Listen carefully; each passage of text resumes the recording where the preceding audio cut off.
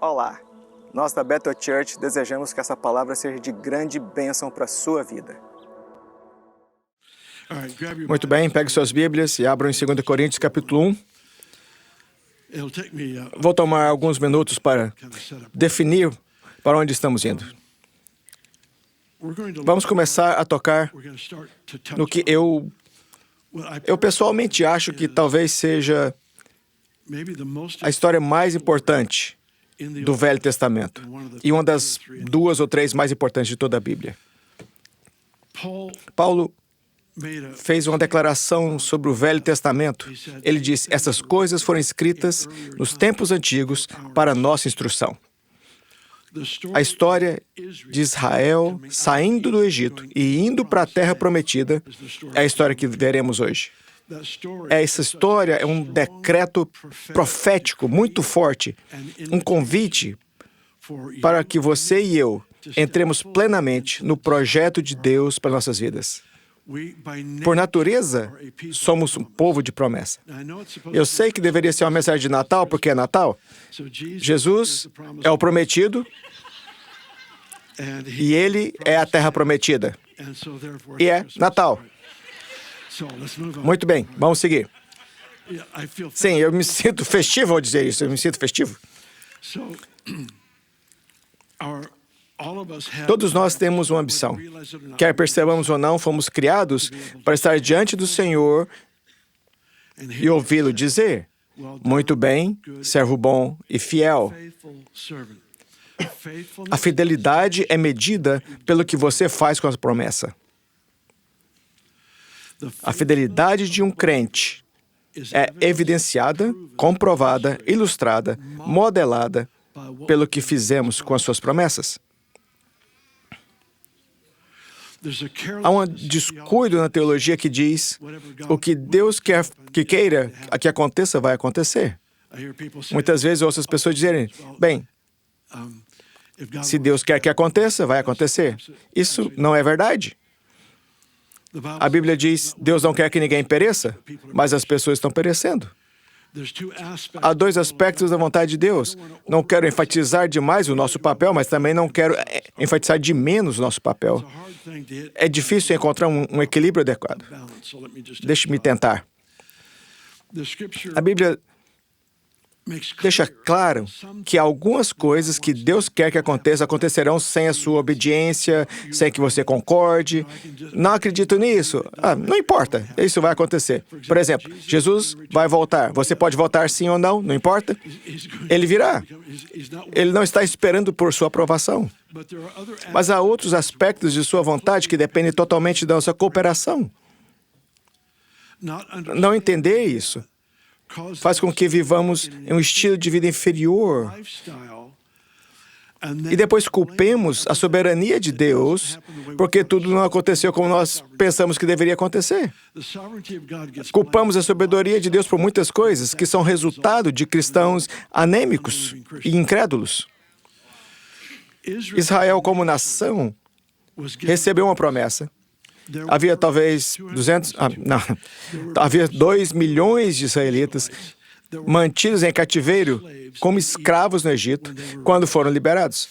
Sei que muitas pessoas aqui que não estão familiarizadas com histórias bíblicas e fico feliz por isso. Israel, eu vou te falar, Israel começou como um grupo muito pequeno de pessoas.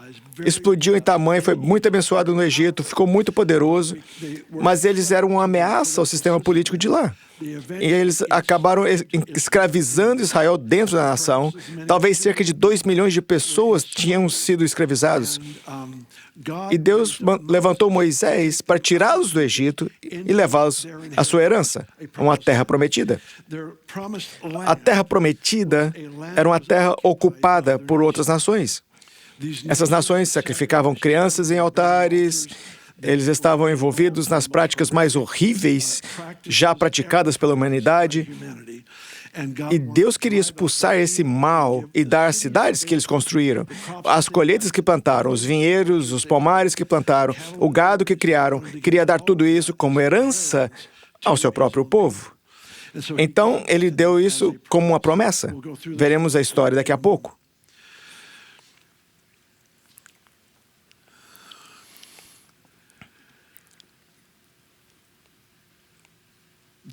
Os 2 milhões que receberam a promessa não a herdaram.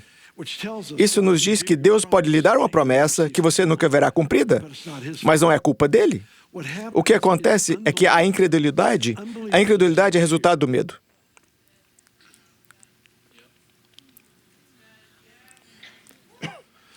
O medo é um professor horrível.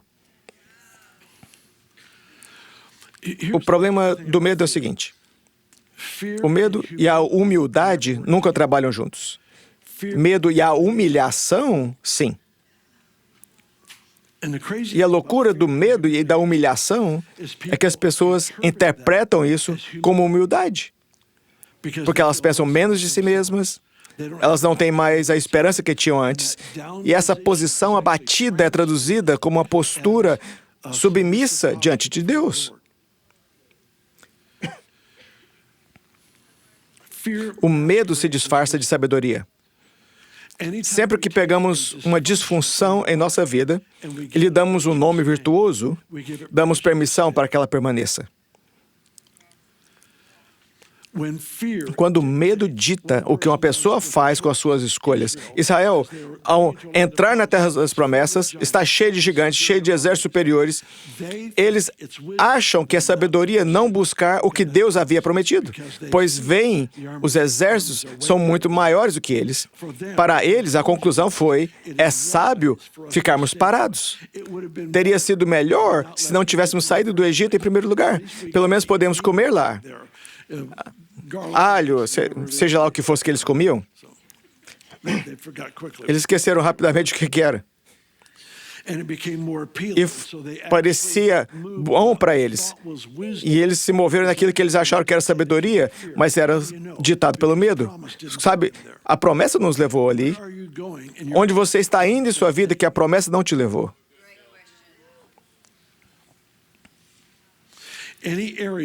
Qualquer área de nossas vidas que não estamos sendo levados por uma promessa, estamos sendo guiados pelo medo.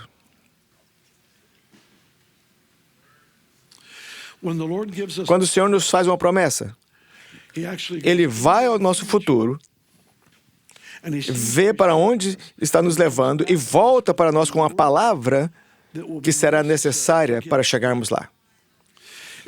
Essa é a razão que Paulo instruiu Timóteo em 1 Timóteo 1. Tome as profecias que lhes foram dadas e as use como armas.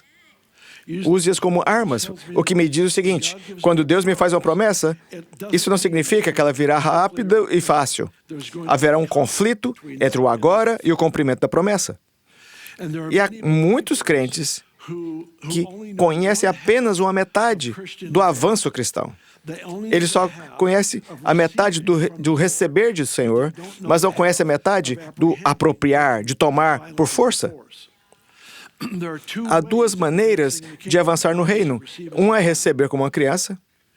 É uma resposta submissa. É uma resposta a um bom pai que nos ama, nos abençoa e cuida de nós. Já disse muitas vezes, o que você precisa na vida será trazido até você. A maior parte do que você quer, terá que ir buscar. Há uma indignação que surge no coração das pessoas que percebem: eu fui plantado nesse planeta no meio de uma guerra e eu tenho que tomar aquilo pelo que eu nasci. Isso não vai vir sozinho. Felizmente, o que precisamos para sobreviver é trazido até nós, mas aquilo para o qual nascemos está do outro lado de uma luta. Guardar as promessas de Deus, memorizando a promessa, entregando-nos o que Deus disse. O capítulo 1 de Josué, versículos de 5 a 9, fala de não temer, agarrar-se o que Deus disse, não virar para a direita ou para a esquerda, entregar-se completamente à vontade do Senhor, à palavra do Senhor. Todo esse mandato dessa passagem tem sido uma das mandatos mais fortes de minha vida nos últimos 50 anos. É pegar o que Deus disse e é declarar isso, é orar isso, é confessar, é cantar, é fazer tudo o que for preciso fazer, escrever em cartões, colar no painel do meu carro, o que for preciso para manter isso diante de mim para que eu não esqueça, porque é fácil esquecer do que Deus diz que deve acontecer em minha vida. Então, quando não acontece como achamos que deveria, dizemos: bem, essa é a soberania de Deus. Eu gostaria de sugerir que Deus está prestes a aumentar o nosso avanço nas promessas, mas isso acontecerá por causa de uma rendição, uma submissão, de uma morte à vontade própria, ao abraçarmos o que Deus declarou sobre nossa vida. Há algo no sim à vontade de Deus que nos dá graça de lutar e lutar bem. Dê uma olhada comigo nessa passagem em 2 Coríntios, capítulo 1.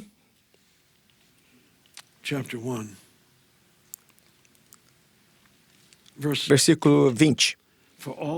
Porque todas as promessas de Deus são nele sim, e por ele o amém, para a glória de Deus por nós. Porque todas as promessas de Deus são nele sim.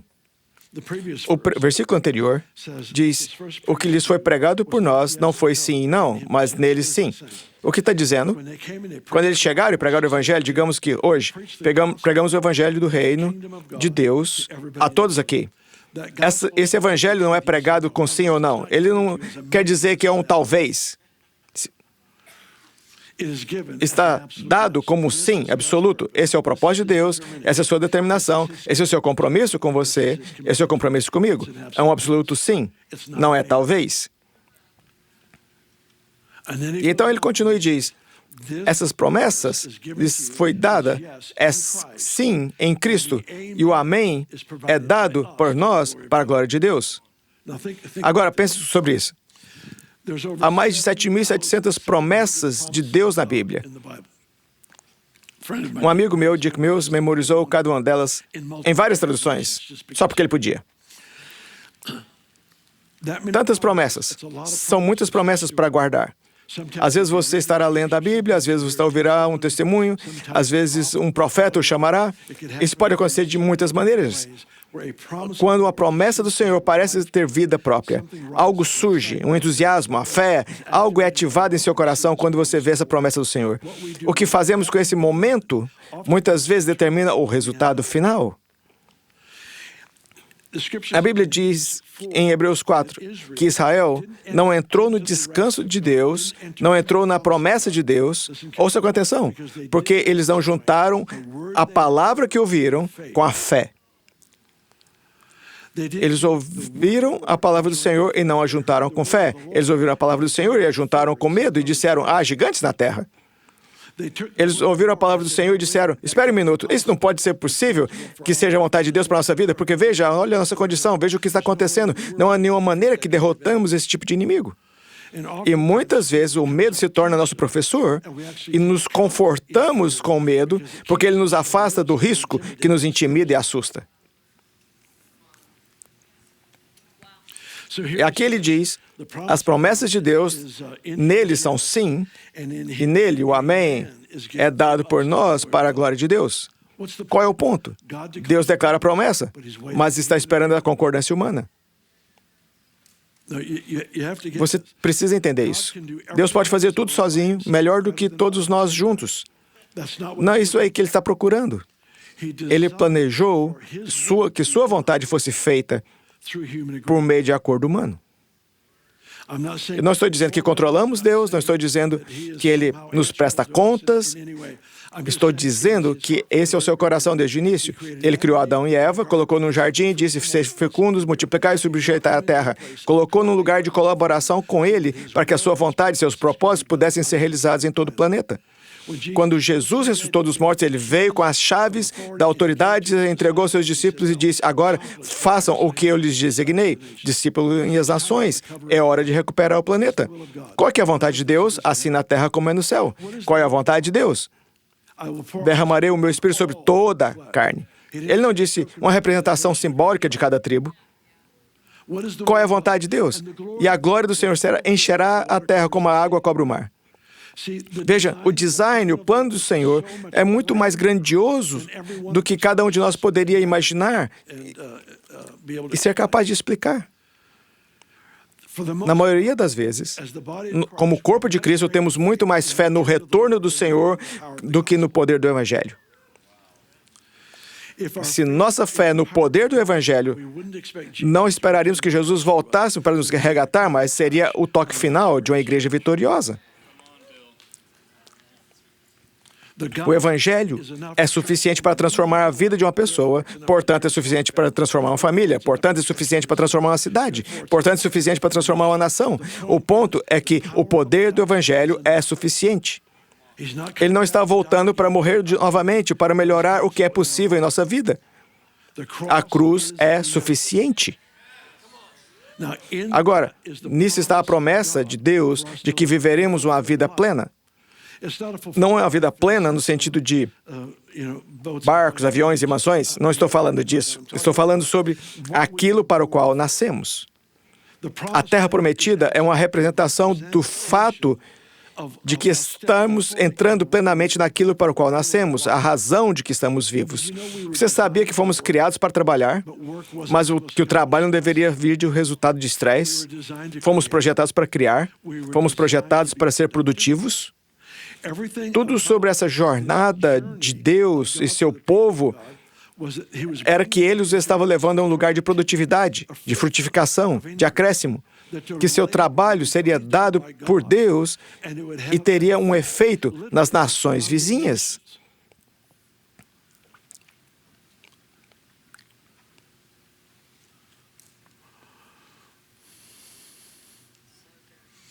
Israel viajou pelo deserto até chegar à Terra Prometida, onde tinham que plantar. No deserto, o maná aparecia na terra. Deus nos leva a passar por períodos de absoluta confiança, onde não temos nada, para que Ele possa nos confiar algo.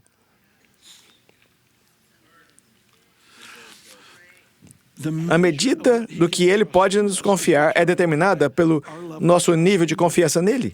Em outras palavras, à medida que cresço em minha confiança e dependência dele, amplio o que Ele é capaz de me confiar. Vamos pegar mais um versículo e depois vou tentar ilustrar isso um pouco melhor. Vá para Êxodo capítulo 23.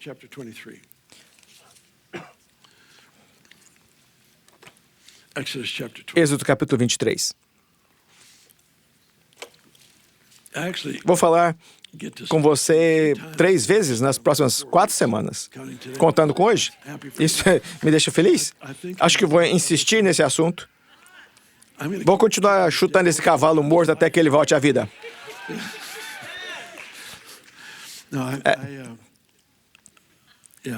É isso. Eu amo essa história. E desde que me lembro, nos últimos 50 anos, continuo voltando a ela e tentarei ilustrar em um minuto. Vamos prosseguir. Versículo 27 de Êxodo 23. Mandarei diante de vocês o meu temor e porá confusão em todas as nações que vocês encontrarem. Farei que todos os seus inimigos se virem as costas e fujam. Causarei pânico entre os heveus e os cananeus e hititas e os expulsá-los diante de vocês. E aqui está a nossa chave. Não os expulsarei num só ano, pois a terra se tornaria desolada e os animais selvagens se multiplicariam, ameaçando vocês. Eu os expulsarei aos poucos até que vocês sejam numerosos o suficiente para tomar posse da terra. Vamos ler esses 2 últimos versículos novamente. Versículo 29. Não os expulsarei num só ano. Quantos já notaram que, ao seguir Jesus, não se tornaram totalmente maduros em um só ano? É muito decepcionante, não é? Eu pensaria que seria mais rápido. Descobri que não posso acelerar, mas posso atrasar o processo.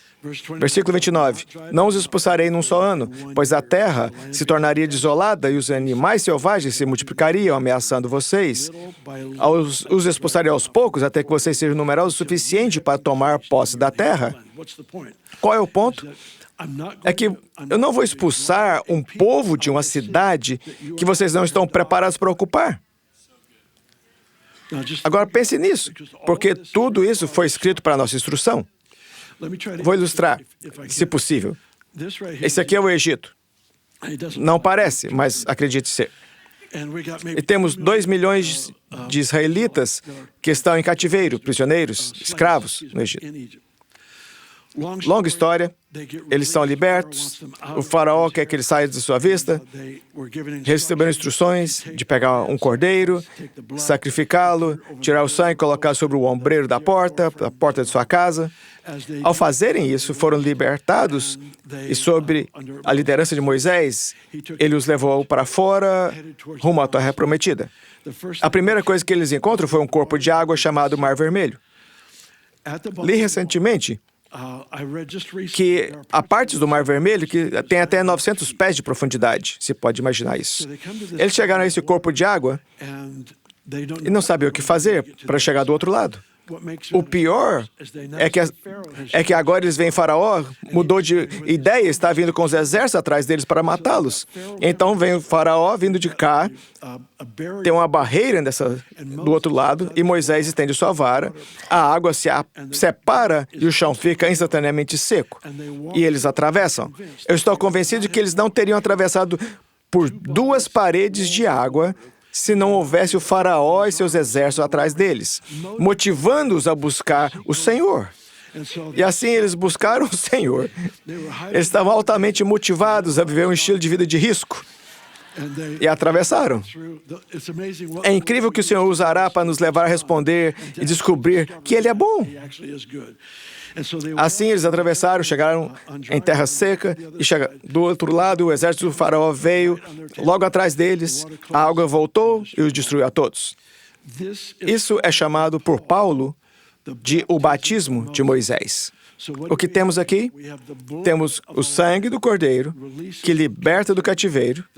A primeira coisa que eles fazem é um batismo. O batismo na água. Sejam batizados. Você não precisa entender, faça o que ele diz. Seja batizado. E nesse batismo, eles saíram do outro lado e agora estão começando o que poderia ter sido uma viagem de 11 dias para a Terra Prometida.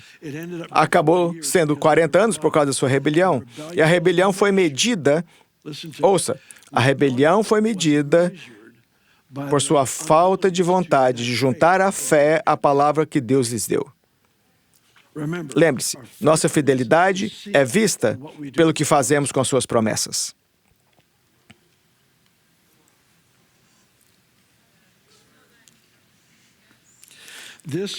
Essa vida de entrar em uma terra prometida não é uma imagem profética de ir ao céu.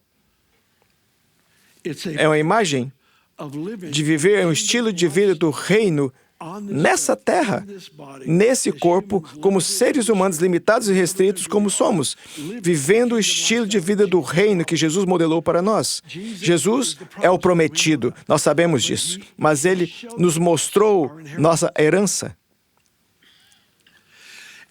Tudo o que Ele fez foi um modelo para nós, para nos mostrar o que estava disponível para todos que estão em Cristo.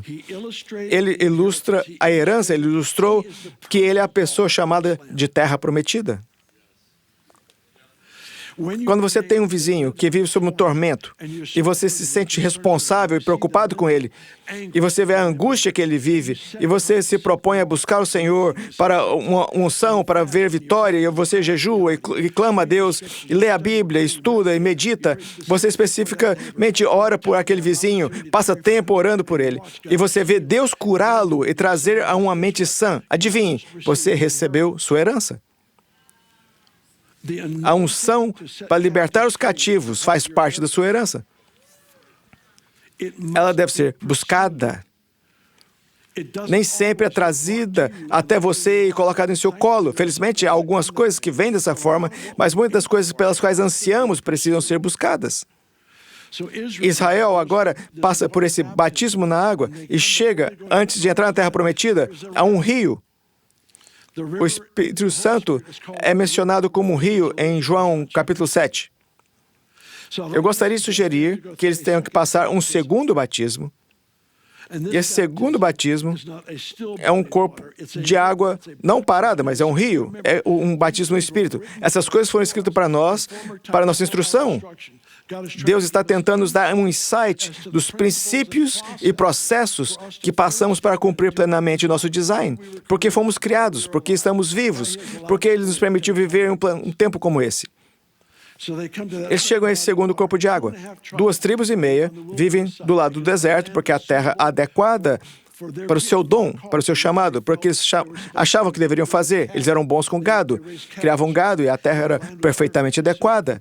Eles escolheram viver, 2,5 tribos escolheram viver do lado do deserto. 9,5 tribos escolheram viver do outro lado. Israel foi dividido por um rio. A igreja é dividida por um rio.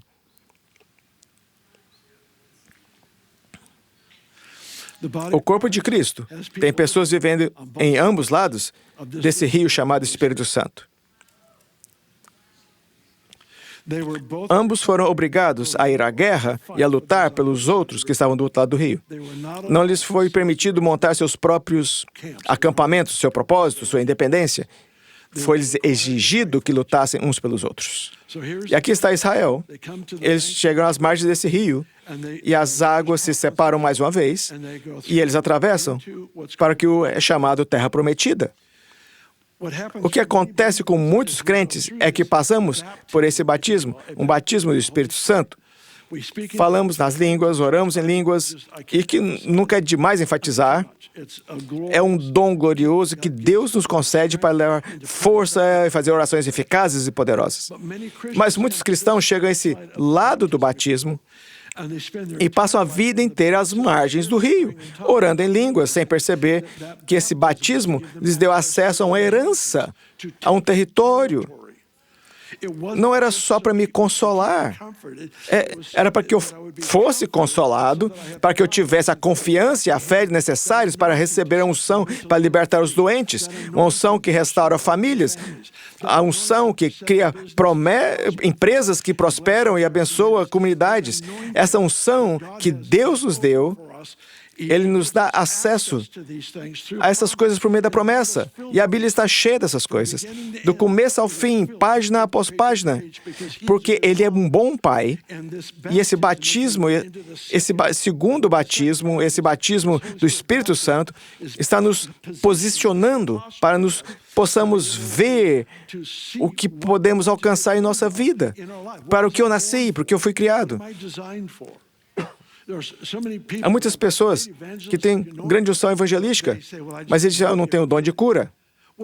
Adivinhe só, você precisa dele para o evangelismo. Em 1 Coríntios 12, Paulo ensinou sobre os dons do Espírito a um grupo de pessoas, a igreja de Corinto, que estava acostumada a servir vários deuses. Portanto, a ênfase está em um único Espírito manifestado por meio das pessoas em todas essas maneiras diferentes. O ensinamento mais profundo sobre os dons do Espírito, em toda a história, está ali. 1 Coríntios 12. 1 Coríntios 14 começa com esse versículo. Buscai com zelo os dons espirituais. O ponto é que o ensino não liberou os dons. O ensino permitiu que você soubesse o que havia nas prateleiras do supermercado. A dor que você sente em seu coração para ver a cura da doença mental está no corredor 3. Você deve buscar com seriedade, com desejo e ímpeto, aquilo para o qual você sente que nasceu. Você precisa ver aquele vizinho ser curado, precisa ver aquela pessoa com que trabalha ser curada, um membro da família, a empresa em boas condições. Você tem essa dor em seu coração. Por que essa dor vem? É o Senhor te motivando. Assim como o exército de Faraó motivou Israel, o Senhor está colocando a dor em seu coração para que saiba que tem acesso legal a algo. Eu não quero buscar o dom errado. Isso é impossível. Não é possível isso. Se estiver no livro, é seu. Se estar no livro, pertence a você. Você tem o Espírito de Deus vivendo em você como um crente. Ele tem todos os dons e está ali para você usá-los para ajudar a mostrar. Ouça com atenção. Quando você ora por aquele amigo doente mental e ele for curado, o que você fez foi apresentá-lo a sua herança, que agora é a herança dele. Para aqueles que passam por uma crise, uma tragédia, na criação de um filho, uma situação difícil, você passa por essa situação e pega as promessas de Deus e clama ao Senhor, passa um tempo diante do Senhor e vê a cura naquela criança, aquela condição que devastou tanto. Você a vê sair dessa situação, adivinhe? Essa é a sua herança. Agora você pode distribuí-la. Você agora tem posição de ministrar a outras pessoas para apresentar a elas ao que Deus lhe deu. Você buscou os dons espirituais com seriedade. Você buscou sinceramente a sua herança e lhe foi identificada pela fome de Deus. A fome de Deus revela a herança.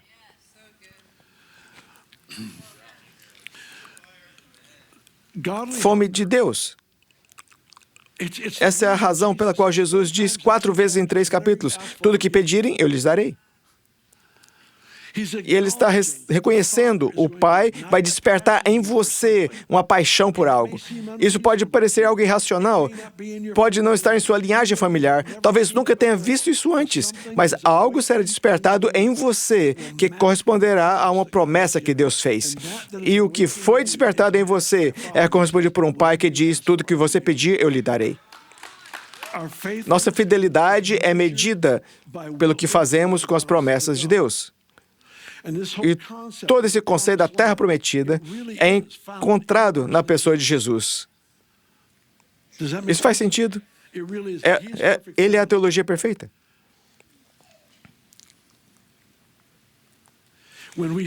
Vemos que a Bíblia diz que Jesus tinha mais alegria do que todos os seus companheiros ao seu redor juntos.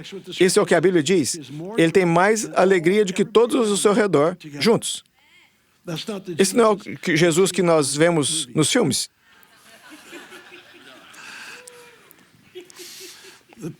O Jesus que vejo nos filmes é mais parecido com o Spock. Mas a Bíblia descreve, posso assim dizer, a Bíblia descreve eles vivendo na atmosfera do céu, que é uma atmosfera de alegria.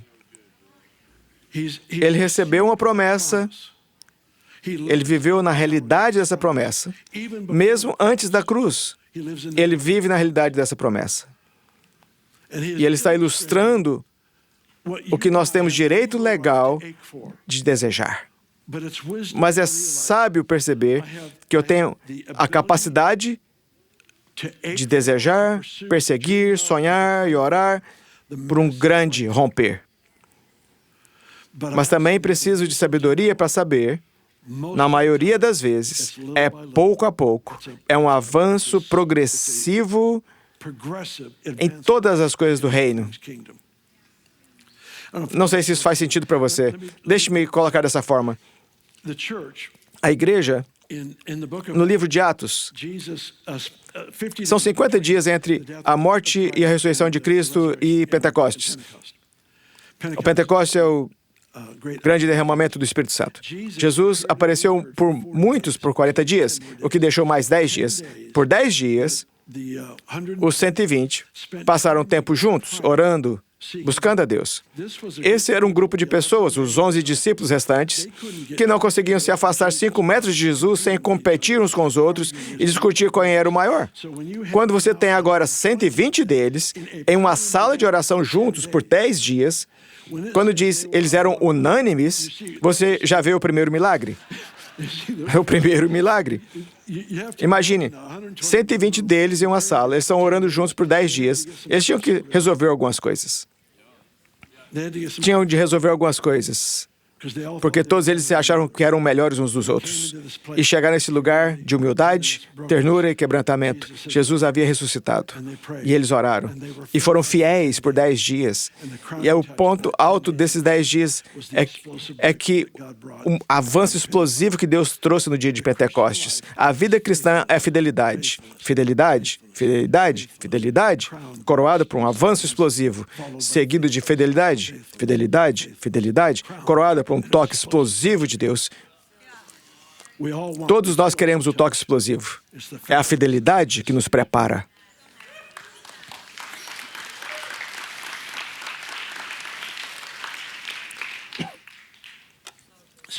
Quando ele diz pouco a pouco, até que cresça.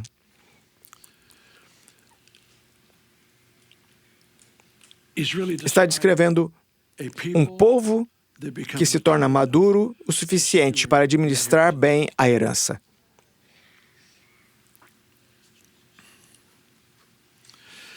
Pessoalmente, acho que muito do que experimentamos na vida, em nossa jornada relacional com Deus, muito do que experimentamos na vida é determinado pelo que nos tornamos. Em que medida do céu na terra posso viver sem me tornar independente, arrogante e orgulhoso? Que medida? Eu já observei isso. As pessoas alcançam os dons rápidos e não os valorizam ou não os apreciam o suficiente. Elas se tornam muito arrogantes, independentes e orgulhosas. Elas receberam sua herança rápido. Não aprenderam o componente relacional da maturidade. Se eu não tiver pessoas em minha vida, eu não preciso dos frutos do Espírito.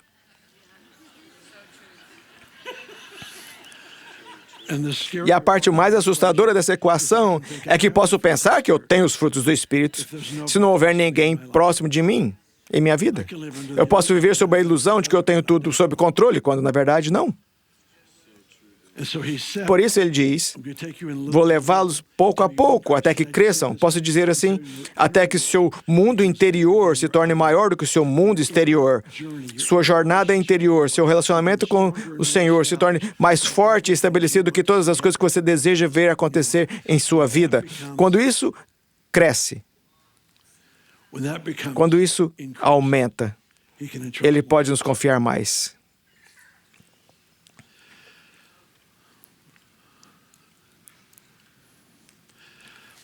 Acho que a Bíblia deixa bem claro que nunca passou pela nossa cabeça o que Ele planejou por nós. É claro que isso faz sentido no que se refere ao céu. Mas esse não é o contexto. O contexto é aqui e agora. O contexto para esse tipo de promessa. Ela não teria impacto se tivesse a ver com o céu. Mas tem um grande impacto quando descobrimos que essa é a intenção dele para mim, agora, hoje, nessa vida. Desenvolver a confiança é o que me qualifica para que algo seja confiado a mim. A medida em que confio nele em situações desafiadoras é a medida em que ele pode confiar em mim com responsabilidade, com unção, com chamado, com tarefas. Ele está trabalhando constantemente para nos medir e ver o que podemos carregar fielmente. De novo, a fidelidade é medida pelo que fazemos com as promessas.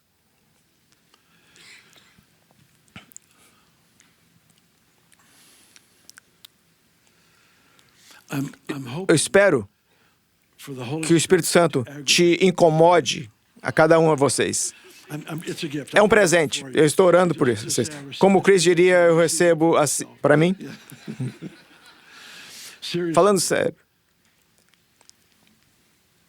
Às vezes temos coisas boas demais para desejar por mais, quando as circunstâncias ao nosso redor exigem mais.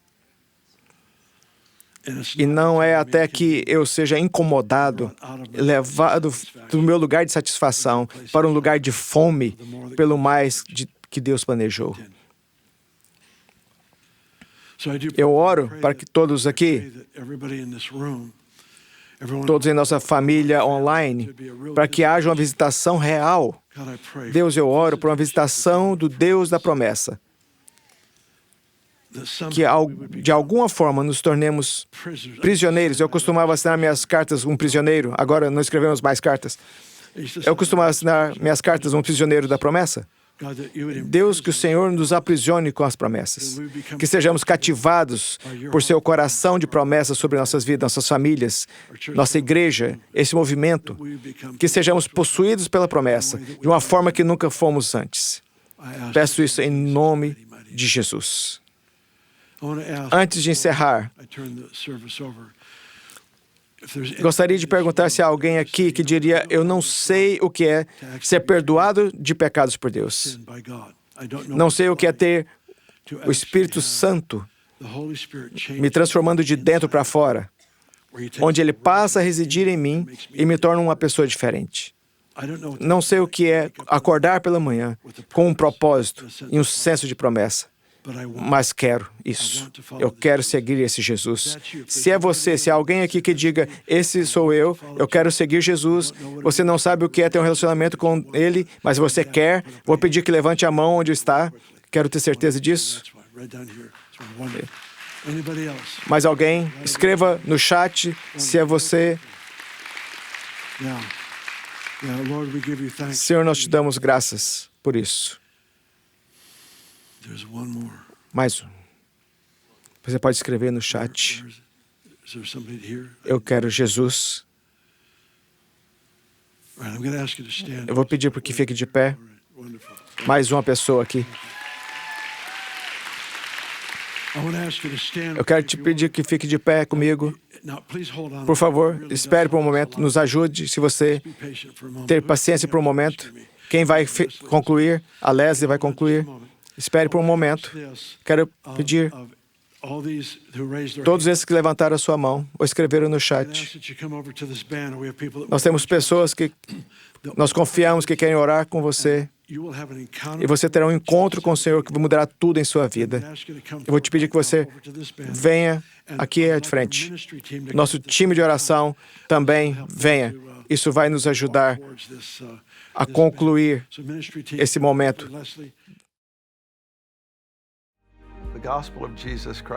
O Evangelho de Jesus Cristo é a boa notícia. É o fato que Jesus tornou nosso lugar pela punição do pecado, para que pudéssemos entrar no seu lugar de vida eterna. Convido agora a se voltar o seu coração para o Senhor Jesus e dizer: te recebo como meu Senhor Salvador. Deixo todas as partes da minha vida que não te honram e vivo intencionalmente para servi-lo, honrá-lo, para celebrar como meu Senhor e meu Salvador.